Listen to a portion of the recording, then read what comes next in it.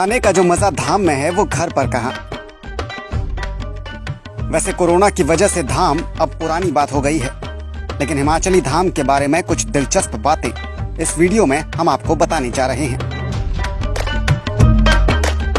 टाट पट्टी पर बैठकर पत्तलों पर परोसे गए पकवान खाने के जायके को शानदार बना देते हैं, लेकिन धाम बनाने, परोसने और खाने का सिलसिला आखिर शुरू कैसे हुआ था। धाम शब्द असल में हिमाचल के जिले चंबा से जुड़ा है और इसकी शुरुआत भी यहीं से हुई है। दरअसल कहानी कुछ ऐसी है। चंबा रियासत का राजा हुआ करता था मेरुवर्मन, और मेरुवर्मन का सबसे छोटा बेटा था जयस्तंभ। मेरुवर्मन की मौत के बाद जयस्तंभ ही चंबा का राजा बना। अपने शासनकाल में राजा जयस्तंभ ने एक दफा कश्मीर का दौरा किया था, और कश्मीर में मिलने वाला कश्मीरी वाजवान राजा जयस्तंभ को इतना पसंद आया कि उसने चंबा लौटकर अपने लोगों को कश्मीरी पकवान बनाने के आदेश दे दिए।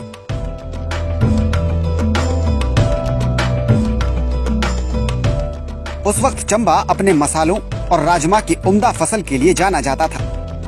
राजा जयस्तंभ के शाही किचन में काम करने वाले पकवानदारों यानी बावर्चियों ने राजा के आदेश पर लोकल राजमा और चंबा के उम्दा मसालों का इस्तेमाल करके एक शाही कश्मीरी पकवान तैयार किया।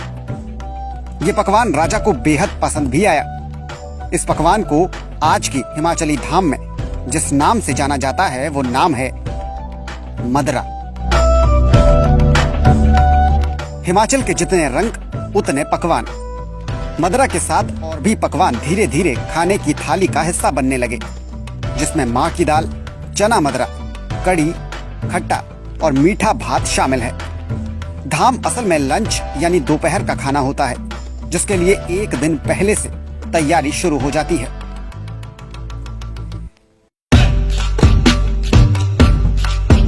धाम बनाने के लिए एक खास बर्तन का इस्तेमाल होता है। ये बर्तन तांबे और जिंक के मिक्सचर से बनी धातु यानी पीतल से बनता है। इस बर्तन को टोकना या फिर बल्टोई कहते हैं, और जो शख्स इस बल्टोई में धाम बनाने का काम करता है उसे बोटी या बोटिया कहा जाता है। पौराणिक इतिहास में जाएं तो बोटिया पूरी धाम में सबसे अहम शख्स होता था। सिर्फ ब्राह्मण लोग ही राजा के बोटिये होते थे, और राजा के शाही पकवानों की रेसिपी भी सिर्फ बोटिये के पास ही होती थी। एक अव्वल दर्जे का बोटिया पकवानों की रेसिपी सिर्फ अपने उत्तराधिकारी यानी अपने बेटे को बताता था, और ये काम खानदानी हुआ करता था।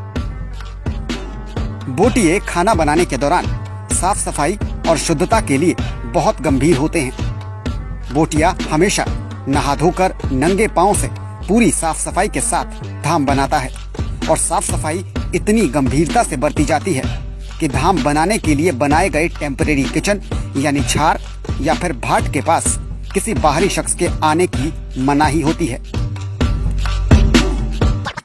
धाम की एक और अहम बात यह भी है कि इसमें किसी भी सब्जी का इस्तेमाल नहीं होता। ये सिर्फ दालों से बनती है।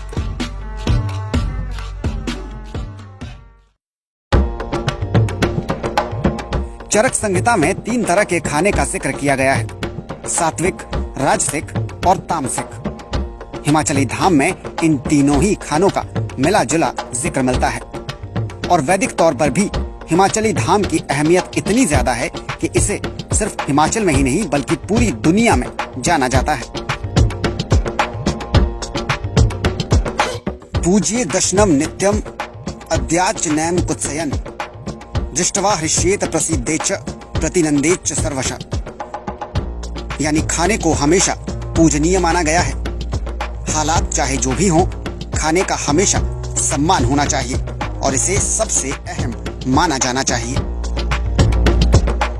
हिमाचल में हिमाचली धाम के कई रूप दिखते हैं, फिर चाहे वो कांगड़ी धाम हो, मंडियाली धाम हो, चंबियाली धाम हो या फिर बिलासपुरी धाम हो।